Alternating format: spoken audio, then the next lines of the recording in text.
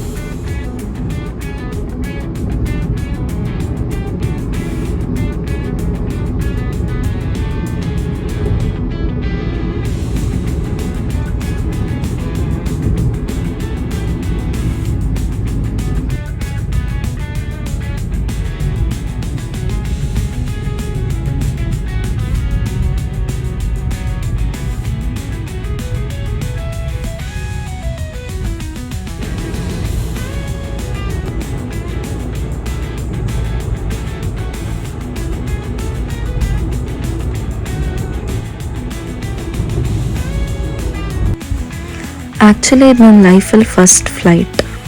ನಾನು first time ಹೋದಪ್ಪದು. ಒಂಥರ ಪುಕ್ಕು ಅಂತಿದ್ದೈತೆ ಮನ್ಸೊಳಗೆಲ್ಲ. ಅಂದರೆ ಹೆಂಗಾಯ್ತು ಏನು ಅಭ್ಯಾಸ ಇಲ್ಲ. ಅದು ಅಷ್ಟು ದೂರ ಒಬ್ಬಳೇ ಹೋಗ್ತಿದ್ದಂತೂ ವೆರಿ ಫಸ್ಟ್ ಟೈಮ್. ಏರ್ಪೋರ್ಟ್ ಕಾಣ್ಕಂತಿದ್ದಿತ್ತು, ಆದರೆ ಏರ್ಪೋರ್ಟ್ ಒಳಗೆ ಎಲ್ಲಿ ಹೋಯ್ಕ, ನಾನು ಎಂತ ಮಾಡ್ಕ, ಬೋರ್ಡಿಂಗ್ ಪಾಸ್ ತಕಂದು ಹೆಂಗೆ, ಲಗೇಜ್ ಹೆಂಗೆ ಕಳಿಸೋದು, ಯಾವುದ್ರದ್ದು ನಾಲೆಜ್ ಇರಲಿಲ್ಲ ನನಗೆ. ಫುಲ್ ಒಂಥರ ಕನ್ಫ್ಯೂಸ್ಡ್ ಸ್ಟೇಟಲ್ಲಿದ್ದಿದೆ. ನನ್ನ ಕಸಿನ್ ಒಬ್ಬರು ನನಗೆ ಡಿಜಿ ಯಾತ್ರೆ ಮತ್ತು ಇಂಡಿಗೋ ಆ್ಯಪೆಲ್ಲ ಡೌನ್ಲೋಡ್ ಮಾಡಿ ಕೊಟ್ಟು ಬೋರ್ಡಿಂಗ್ ಪಾಸ್ ಎಲ್ಲ ಅವೈಲೇಬಲ್ ಇದ್ದಿತ್ತು ನನ್ನ ಹತ್ರ. ಬಟ್ ಸ್ಟಿಲ್ ನಂಗೆ ಅದೆಂತ ಮಾಡ್ಕೊಂಡು ಗೊತ್ತಾಗಲಿಲ್ಲ. ಕೈಯಲ್ಲಿ ಹಿಡ್ಕೊಂಡು ಫೋಟೋ ತೆಗೋಕ್ಕೆ ಬೋರ್ಡಿಂಗ್ ಪಾಸ್ ಬೇಕಂದಂಗೆ ಈಗ ಗೊತ್ತಾಯಿತು. ಮನಸ್ಸಲ್ಲಿ ಎಷ್ಟೇ ಖುಷಿ ಇದ್ದದಿದ್ರು ಆ ಹೆದರಿಕೆ ಎಂಬುದು ನನಗೆ ಏರ್ಪೋರ್ಟ್ ಬಂದರೂ ಹೋಗಿರಲಿಲ್ಲ. ಮೂವೀಸಲ್ಲಿ ತೋರಿಸೋದು ಏರ್ಪೋರ್ಟ್ ಸೀನ್ಸಿಗೂ ರಿಯಲ್ ಲೈಫ್ ಏರ್ಪೋರ್ಟ್ ಸೀನ್ಸಿಗೂ ತುಂಬ ಡಿಫ್ರೆನ್ಸ್ ಇತ್ತು, ನೆನ್ಪಿಟ್ಕಣಿ. ಈಗ ಟೆಕ್ನಾಲಜಿ ಯೂಸ್ ನಾನು ಕರೆಕ್ಟ್ ಮಾಡಿದ್ದಿದ್ರೆ ಇಷ್ಟೆಲ್ಲ ಹೆದರ್ಕೊಂಬೋ ಅವಶ್ಯಕತೆ ಇರ್ತಿರ್ಲಿಲ್ಲ. ಎನಿವೇಸ್, ನಿಮ್ದ್ರಲ್ಲೂ ತುಂಬ ಜನ ನಂತರ ಹೆದರ್ಕೊಂಡವ್ರು ಇದ್ರ್ಯಾ, ಎಂತ ಮಾಡೋದಪ್ಪ ದೇವ್ರೆ ಅಂದ್ಕೊಂಡು ಹೋಯ್ ಬಂದವರು. ಅಂತೂ ಇಂತೂ ಚೆಕ್ಕಿನಿಂದ ಬೋರ್ಡಿಂಗ್ ತನಕ ದೊಡ್ಡ ಸಾಧನೆ ಮಾಡ್ದಂಗೆ ಆಯ್ತು ನನಗೆ.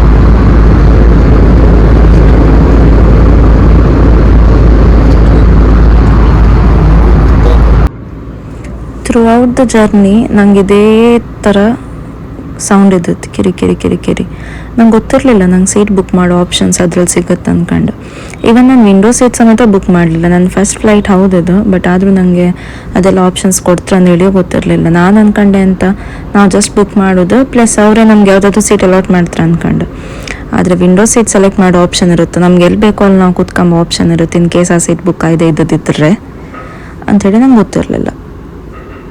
ಪಕ್ಕದಲ್ಲಿ ಕೂತ್ಕೊಂಡು ಅವ್ರ ಹತ್ರ ರಿಕ್ವೆಸ್ಟ್ ಮಾಡಿ 1-2 ಕ್ಲಿಕ್ಸ್ ತೆಗೆದೆ. ಮತ್ತೆಂತ ಮಾಡೋದು. ಫಸ್ಟ್ ಟೈಮ್ ಹೋಗ್ಪತ್ತಿಗೆ ವಿಂಡೋ ಸೀಟ್ ಇರಲಿಲ್ಲ ಅಲ್ಲ ದೇವ್ರೆ ಅಂತ ಹೇಳಿ ಒಂದು ಬೇಜಾರು ಬಿಟ್ಟರೆ ಜರ್ನಿ ಮಾತ್ರ ಒಳ್ಳೇದಾಯಿತು. ಆ ಟೇಕ್ ಆಫ್, ಲ್ಯಾಂಡಿಂಗ್ ಎಲ್ಲ ಹೊಸ ಎಕ್ಸ್ಪೀರಿಯನ್ಸ್. ಸಣ್ಣಕ್ಕಿಂತ ಬರೀ ಆಕಾಶದಲ್ಲಿ ವಿಮಾನ ಹಾರದ್ ಬಿಟ್ಟದ್ದು ಕಂಡ್ರೆ ಅದ್ರೊಳಗೆ ಹೋತೆ ಅಂದೇಳಿ ಅಂದ್ಕೊಂಡಿರಲಿಲ್ಲ ನಾನು. ಬಿಡಿ, ಈಗ ಅದರ ದೊಡ್ಡ ವಿಷಯ ಅಲ್ಲ ಯಾರೂ ಹೋಯ್ಲಕ್ಕ.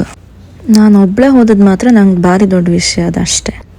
ಇಷ್ಟೆಲ್ಲ ಆರ್ಮೇಲೂ ಈಗಲೂ ಸೌಂಡ್ ಆರೆ ಆ ವಿಮಾನ ಕಾಂಬ ಹುಚ್ಚಿಬಿಡ್ಲಿಲ್ಲ ನಾನಿನ್ನು. ಕೋಲ್ಕತ್ತಾ ರೀಚ್ ಆದಮೇಲೆ ಅಲ್ಲಿಂದ ನಮ್ಮ ಲಗೇಜ್ ಎಲ್ಲ ಕಲೆಕ್ಟ್ ಮಾಡ್ಕೊಂಡು ಸೀದಾ ಹೋಟೆಲಿಗೆ ಹೋಗಿ ಚೆಕ್ ಇನ್ ಆಯಿತು. ಇದು ಯಾವ ಹೋಟೆಲ್ ಗೊತ್ತಾ? ITC royal Bengal and ITC sonar.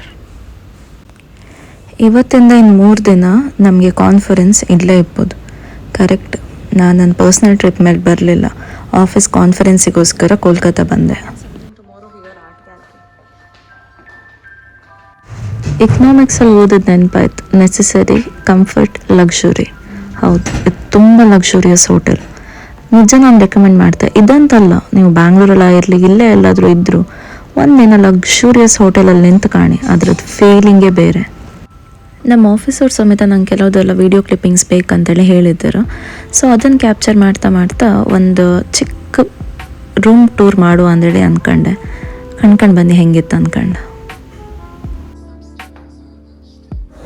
Rooms ಎಲ್ಲ ವೆಲ್ ಮೇಂಟೈನ್ ಆ್ಯಂಡ್ ಕ್ಲೀನ್ ಇದ್ದಿತ್ತು. ಈವನ್ ಬಾತ್ರೂಮ್ಸ್, ಇಂಪಾರ್ಟೆಂಟ್ ಬಾತ್ರೂಮ್ ಅಲ್ಲ, ಬಾತ್ರೂಮ್ ಕ್ಲೀನ್ ಇದ್ದರೆ ರೂಮ್ ಹೆಂಗೆ ಇದ್ರೂ ಆಯ್ತು. ನ್ಯಾಚುರಲ್ ಲೈಟ್ಸ್ ರೂಮ್ ಒಳಗೆ ಎಷ್ಟು ಒಳ್ಳೆ ಬರ್ತಿದ್ದಿತ್ತು. ಅಷ್ಟೇ ಒಳ್ಳೆಯದು. ರೂಮ್ ಒಳಗಿದ್ದು ಲೈಟಿಂಗ್ಸ್ ಟಾಪ್ ನಾಚ್.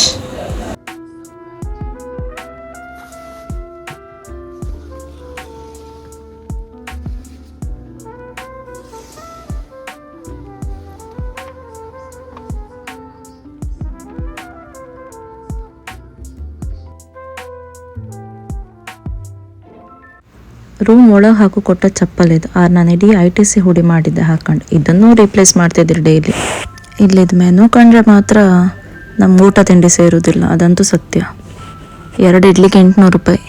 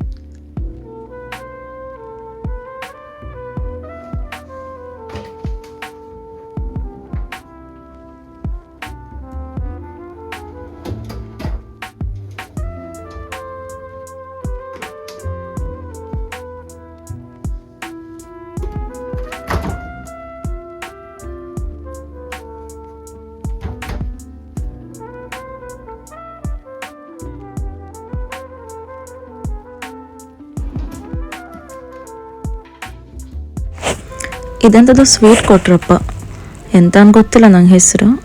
ಥರ ಇದ್ದಿತ್ತು. ಸ್ವಲ್ಪ ಕೆಲಸ ಇದ್ದಿತ್ತು ನನಗೆ, ಅದೆಲ್ಲ ಮುಗಿಸಿ ನೈಟ್ ಸರೌಂಡಿಂಗ್ ಹೆಂಗಿತ್ತು ಅಂದೇಳಿ ಕಾಂಬ ಅಂಥೇಳಿ ಜಸ್ಟ್ ಒಂದು ವಾಕ್ ಹೋದೆ.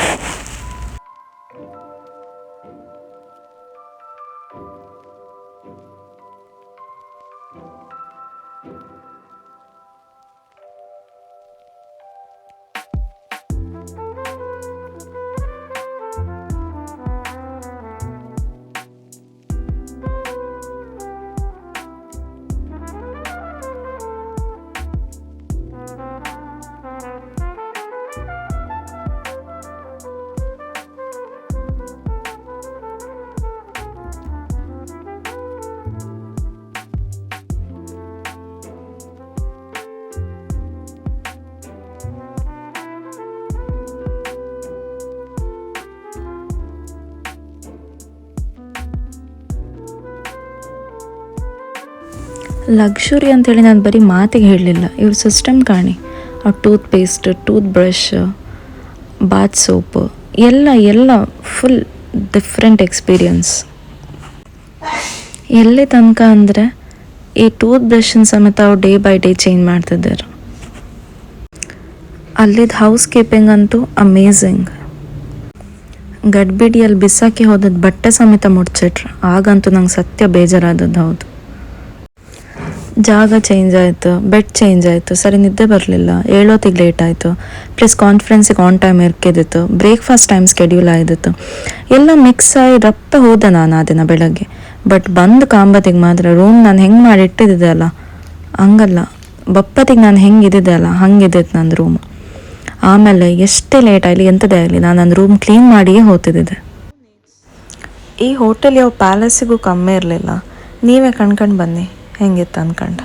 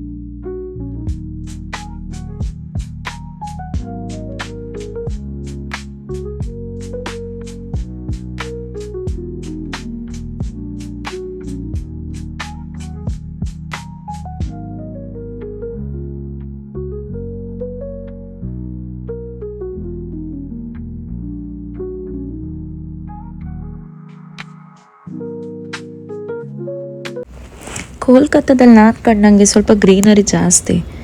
ಅದರಲ್ಲೂ ಈ ಹೋಟೆಲಲ್ಲಂತೂ ಈಚ್ ಆ್ಯಂಡ್ ಎವ್ರಿ ಕಾರ್ನರಲ್ಲೂ ಈ ಥರ ಒಂದೊಂದು ಮಾಸ್ಟರ್ ಪೀಸ್ ಇರ್ತದತ್ತು. ಕಾಂಬುಗೆ ಫುಲ್ ಖುಷಿ, ಆ ವೈಬೇ ಬೇರೆ.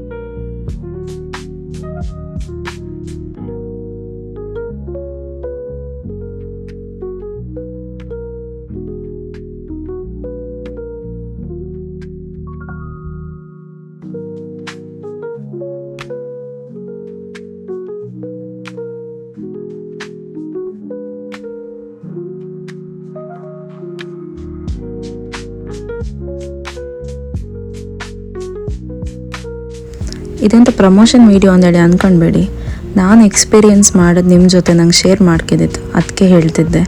ಇದು ಬರೀ ಹೆಸರಿಗೆ ರಾಯಲ್ ಅಲ್ಲ, ಇದ್ರ ಲುಕ್ ಸಮೇತ ರಾಯಲ್ ಆಗಿತ್ತು. ಹಾಗೆ ನೆಕ್ಸ್ಟ್ ಡೇ ನಾವು ಸ್ವಿಮ್ಮಿಂಗ್ ಪೂಲ್ ಏರಿಯಾ ಎಲ್ಲ ಕವರ್ ಮಾಡ್ತು. ಸ್ವಲ್ಪ ಹೊತ್ತಲ್ಲ ಆಯ್ಕೊಂಡು ಆಫೀಸದೆಲ್ಲ ಗಾಸಿಪ್ಸ್ ಎಲ್ಲ ಮಾತಾಡಿ ರೆಸ್ಟ್ ಮಾಡ್ತು.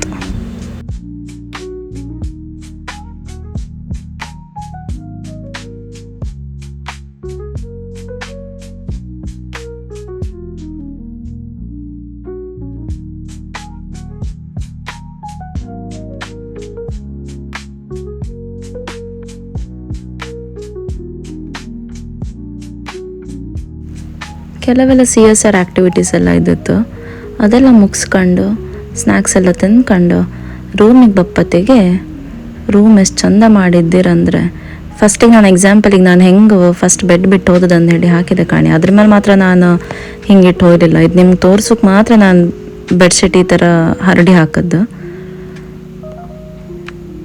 ಹಿಂಗಿದ್ದಿದ್ದಂಗೆ ಹೇಳಿ ನೀವು ಇಮ್ಯಾಜಿನ್ ಮಾಡ್ಕೊಂಡ್ರೆ ನಾನು ಬಪ್ಪತ್ತಿಗೆ ಹೆಂಗೆ ಆಯ್ದದ್ದು ಗೊತ್ತಿತ್ತಾ.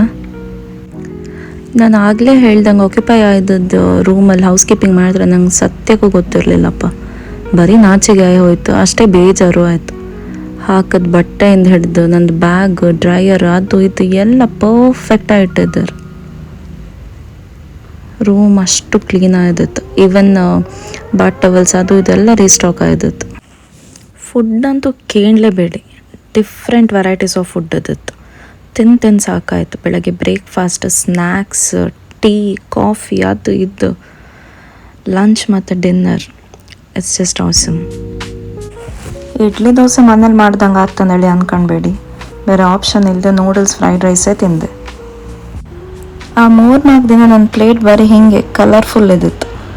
ಒಂದೇ ಇಷ್ಟಪಟ್ಟು ತಿಂಬೋದೆಲ್ಲ ಇಲ್ಲ, ಎಲ್ಲದು ಚೂರು ಟೇಸ್ಟ್ ಮಾಡಿದೆ. ನಮ್ಮ ಸೈಡ್ ಮಾಡೋ ಥರ ಅಂತೂ ಆತಿಲ್ಲ. ವೆಜ್ ಬೇಡಿ, ನಾನ್ ವೆಜ್ ಆರು ಅಷ್ಟೇ ಎಂಥದೋ ಒಂಥರ ಡಿಫ್ರೆಂಟ್ ಇದ್ದಿತ್ತು. ಆರು ಸುಮಾರು ವೆರೈಟಿ ಇಪ್ಪಕ್ಕೆ ಹೋಗಿ ಸರ್ವೈವ್ ಆಗ್ಲಕ್ಕೆ ಏನು ತೊಂದರೆ ಇಲ್ಲ. ತುಂಬ ಇಷ್ಟ ಆದದಂದ್ರೆ ಅಲ್ಲಿ ಡೆಸರ್ಟ್ಸ್, ಅದರಲ್ಲೂ rasgulla. Wow, I am just missing it. ಸತ್ಯ ಹೇಳ್ಕ ಲಕ್ಸುರಿಯು ಬೋರ್ ಹಾಕೋಕ್ಕೆ ಸ್ಟಾರ್ಟ್ ಆಯ್ತು ನನಗೆ. ಯಾವತ್ತು ಮನೆಗೆ ಪತ್ನಿಯೋ ಅಂಥೇಳಿ ಅನ್ಸೋಕ್ಕೆ ಸ್ಟಾರ್ಟ್ ಆಯಿತು. ಮನೆ ಊಟ, ಮನೆ ಎಲ್ಲ ಮಿಸ್ ಮಾಡ್ಕೊಂಬಕ್ಕೆ ಸ್ಟಾರ್ಟ್ ಮಾಡಿದೆ ನಾನು. ಅಂತೂ ಇಂತೂ ಆ ದಿನ ಮುಗೀತು. ಈವ್ನಿಂಗ್ ಫ್ಲೈಟ್ ಲೇಟ್ ಇದ್ದಿತ್ತು, ಬಟ್ ಚೆಕ್ಔಟ್ ಬೇಗ ಆಯ್ಕಿದ್ದಿತ್ತು. ಆದರೆ ಏನು ಟೆನ್ಷನ್ ಇರಲಿಲ್ಲ, ನಮ್ಮ ಬ್ಯಾಗೆಲ್ಲ ಇಡೋಕಲ್ಲಿ ಒಳ್ಳೆ ಜಾಗ ಇದ್ದಿತ್ತು. ಅವ್ರು ನಮ್ಗೆ ಆ ಥರ ಕೂಪನ್ ಕೊಟ್ಟರೆ ಕೂಪನ್ ಹಿಡ್ಕೊಂಡು ಆಮೇಲೆ ಚೆಕ್ಔಟ್ ಆಪತ್ತಿಗೆ ಕೂಪನ್ ತೋರಿಸ್ರೆ ಆಯ್ತು, ನಮ್ಮ ಬ್ಯಾಗ್ ನಮ್ಮ ಕೈಯಲ್ಲ. ಆಫೀಸ್ ಕ್ಯಾಬ್ ಇದ್ದಿತ್ತು, ಅಲ್ಲಿಂದ ಸೀದಾ ಏರ್ಪೋರ್ಟಿಗೆ ಹೋಯ್ತು.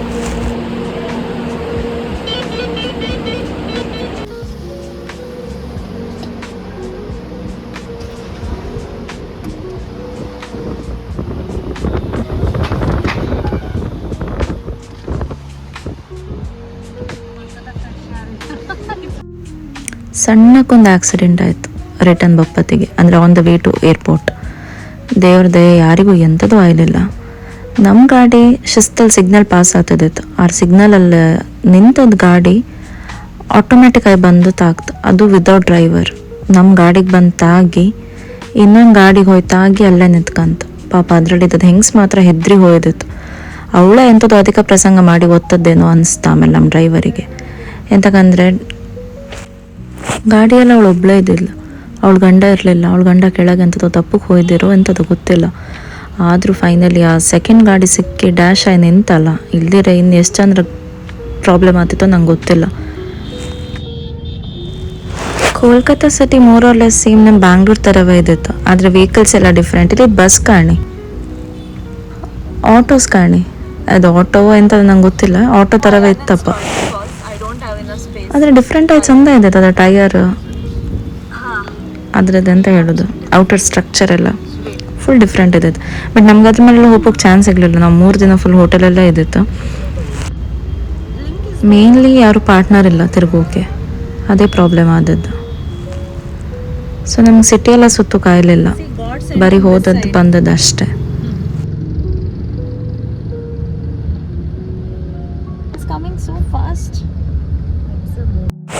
ಅಂತೂ ಇಂತೂ ಅಲ್ಲೆಲ್ಲ ಸ್ವಲ್ಪ ನಮ್ಮ ಗಾಡಿ ಎಲ್ಲ ಸರಿ ಮಾಡಿ ನಾವು ಏರ್ಪೋರ್ಟ್ ರೀಚ್ ಆಯ್ತು.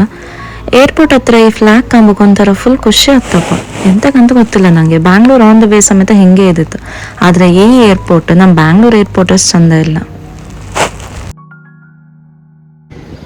ಒಳ್ಳೆ ಜನ ಈ ಅಂಕಲ್ ನಮ್ಮನ್ನು ಸೇಫಾಗಿ ಕರ್ಕೊಂಡು ಬಂದು ಏರ್ಪೋರ್ಟಿಗೆ ಬಿಟ್ರು.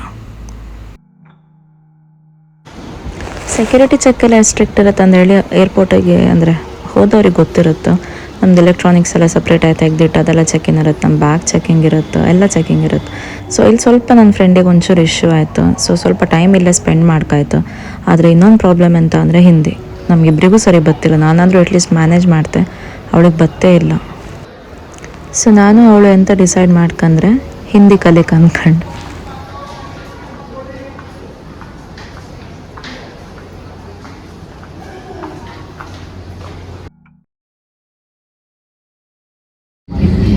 ಆಚೆ ಈಚೆ ಕಿಮಿಗೆಲ್ಲ ಹಿಂದಿ ಕೆಂಬತ್ತಿಗೆ ಕನ್ನಡ ಎಲ್ಲರೂ ಒಂಚೂರು ಕೆಮ್ಮಿ ಬಿದ್ದರೆ ಎಷ್ಟು ಖುಷಿ ಅಂತ ಗೊತ್ತಿದ್ದ.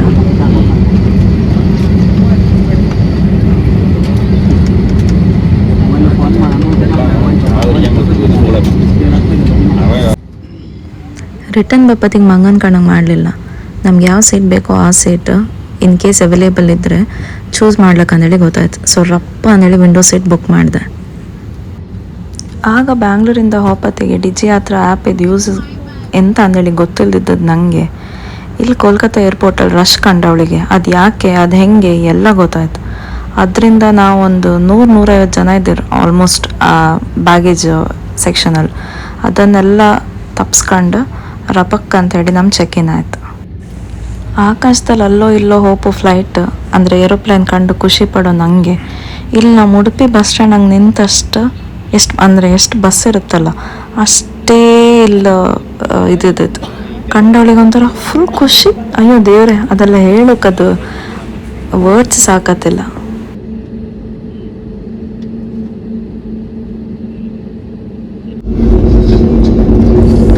ಸ್ವಲ್ಪ ಎಕ್ಸ್ಟ್ರಾ ಪೇಮೆಂಟ್ ಮಾಡಿ ವಿಂಡೋ ಸೀಟ್ ರಿಸರ್ವ್ ಮಾಡಿದ್ರು, ಏನು ಬೇಜಾರಿಲ್ಲ. ಈ ವ್ಯೂ ಮಾತ್ರ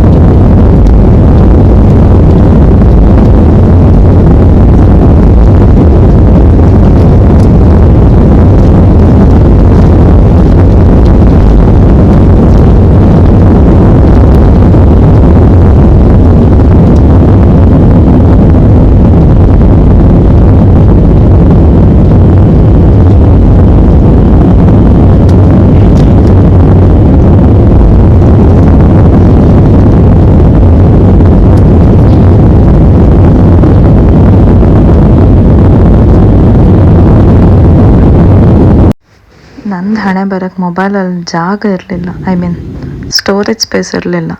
ಕೆಲವುದೆಲ್ಲ ಫೋಟೋಸ್ ಎಲ್ಲ ವೀಡಿಯೋಸ್ ಎಲ್ಲ ಫೋಟೋಸ್ ಎಂತೆಂಥದ್ದೋ ಆಯಿತು. ಆದರೆ ನಾನು ಮಾತ್ರ ಒಂದು ಸೀನು ಬಿಡದೆ ಎಲ್ಲ ಚಂದ ಮಾಡಿ ಅಂತ ಕೂತ್ಕೊಂಡೆ ವಿಂಡೋ ಸೀಟಲ್ಲಿ. ಈ 2.5 hours ಜರ್ನಿಯಲ್ಲಿ ನಾನು ಕೋಳಿ ನಿದ್ದೆಯೂ ಮಾಡಿದೆ. ಕೆಲವೊಂದು ಕಡೆ ವಿಷನ್ ಕ್ಲಿಯರ್ ಇರಲಿಲ್ಲ, ಯಾಕಂದರೆ ಫುಲ್ ಕ್ಲೌಡ್ಸ್ ಇದ್ದದ್ದು.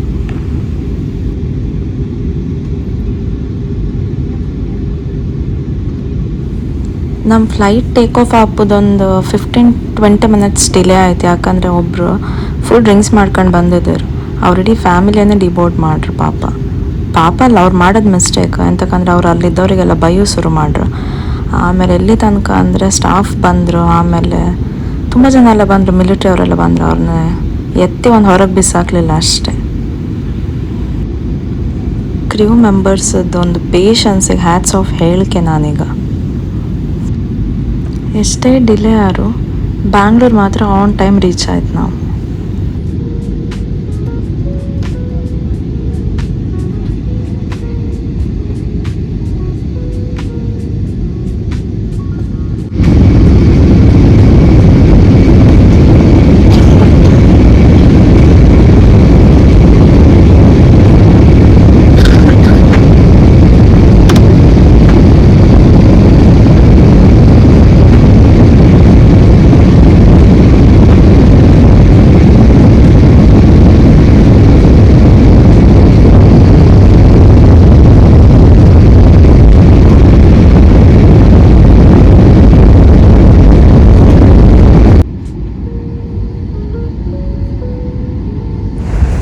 ದೇವ್ರೆ, ಹೋಯ್ಕಲ್ಲ, ಒಬ್ಳೆ ಹೋಯ್ಕಲ್ಲ, ಎಂತ ಹತ್ತೋ ಏನಾಯ್ತೋ ಅಂದೇಳಿ ಹೆದರ್ಕೊಂಡು ಫಸ್ಟ್ ಟೈಮ್ ನಾನು ಹೋದವಳಿಗೆ 4 ದಿನ ಬಿಟ್ಟು ರಿಟರ್ನ್ ಬಪ್ಪತ್ತಿಗೆ ನಾನು ನನ್ನಷ್ಟಕ್ಕೆ ಬಂದೆ. ಯಾರದ್ದು ಹೆಲ್ಪ್ ಇಲ್ಲದೆ ಬಂದೆ. ಬಪ್ಪತ್ತಿಗೆ ಮಾತ್ರ ನನ್ನ ಕೊಲ್ಲಿಗೆ ಹೆಲ್ಪ್ ಮಾಡ್ರು. ಬಟ್ ಸ್ಟಿಲ್ ಬಪ್ಪತ್ತಿಗೆ ಅದು ಯಾವುದು ಅಂದರೆ ಭಯ ಥರ ಇರಲಿಲ್ಲ, ಐ ಕ್ಯಾನ್ ಡೂ ಇಟ್ ಥರ ಇತ್ತು. ಸೊ ಎಂಥದ ಇಲ್ಲಿ ಎಕ್ಸ್ಪೀರಿಯೆನ್ಸ್ ಮಾಡ್ರೆ ಮಾತ್ರ ಗೊತ್ತಾಗ್ಬೋದು. ಎಕ್ಸ್ಪೀರಿಯೆನ್ಸ್ ಮಾಡೋಕ್ಕೂ ಧೈರ್ಯ ಬೇಕು. ನೀವು ಎಷ್ಟೇ ಹೆದರ್ಕಣಿ, ಆರು ನಾನು ಮಾಡ್ತಾ ಅಂತ ಹೇಳಿ ಮುಂದೆ ಹೋದ್ರೆ ಸಕ್ಸಸ್ ನಿಮ್ಮದೆ. ನನ್ನ ಥರನೇ ಯಾರಾದರೂ ಗೊತ್ತಿಲ್ಲದಿದ್ದವ್ರು ಇದ್ದರೆ ಅವ್ರಿಗೆ ನಾನು ಕರೆಕ್ಟಾಗಿ ಗೈಡ್ ಮಾಡ್ತೆ ಅಂತ ಹೇಳುವಷ್ಟು ಧೈರ್ಯ ನಂಗೆ ಬಂದೈತೆ ಈಗ. ಅಷ್ಟಿದ್ರೆ ಸಾಕಲ್ಲ.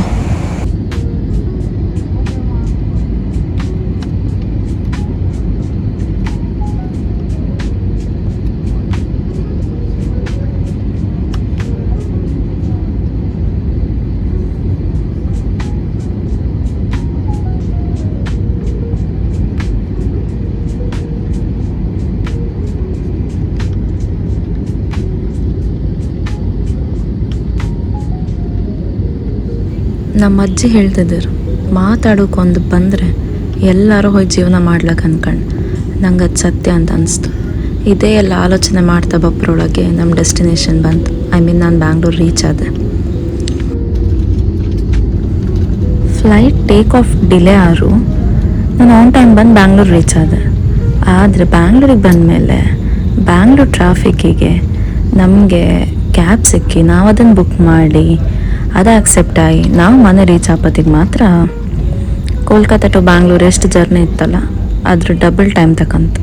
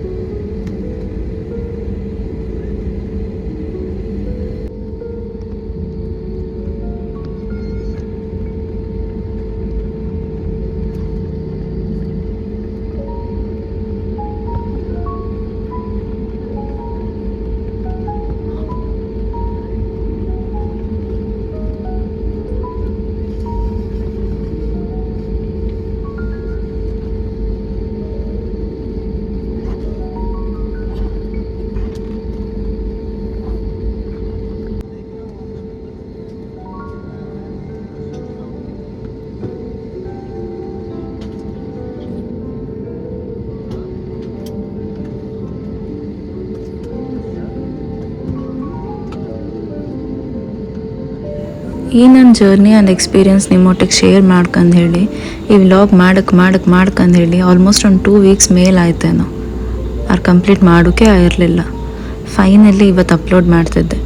ನಿಮಗೆಲ್ಲ ಈ ವ್ಲಾಗ್ ಇಷ್ಟ ಆಗ್ತಿದ್ರೆ ನಿಮಗೂ ಯಾರಿಗಾರು ಎಕ್ಸ್ಪೀರಿಯನ್ಸ್ ಶೇರ್ ಮಾಡ್ಕೊಂಡೇಳಿ ಅನ್ಸೋದಿದ್ರೆ ಅಥವಾ ನಿಮಗೂ ಈ ಥರ ಎಕ್ಸ್ಪೀರಿಯನ್ಸ್ ಆದದಿದ್ರೆ ಆ್ಯಂಡ್ ಈ ವಿಡಿಯೋ ನಿಮ್ಗೆ ಖುಷಿ ಆದದಿದ್ರೆ ಪ್ಲೀಸ್ ಲೈಕ್ ಮಾಡಿ. ಹಂಗೆ ಯಾರೆಲ್ಲ ನನ್ನ ಚಾನಲ್ ಸಬ್ಸ್ಕ್ರೈಬ್ ಮಾಡಿ ಯಾರೆಲ್ಲ ನನ್ನ ಚಾನಲ್ ಸಬ್ಸ್ಕ್ರೈಬ್ ಮಾಡದೆ ಕಾಣ್ತಿದ್ರಿ ಪ್ಲೀಸ್ ಸಬ್ಸ್ಕ್ರೈಬ್ ಮಾಡಿ. ಎಂಥ ವೀಡಿಯೋ ಇನ್ನು ಮುಂದೆ ಬರ್ತಾ ಇರುತ್ತೆ.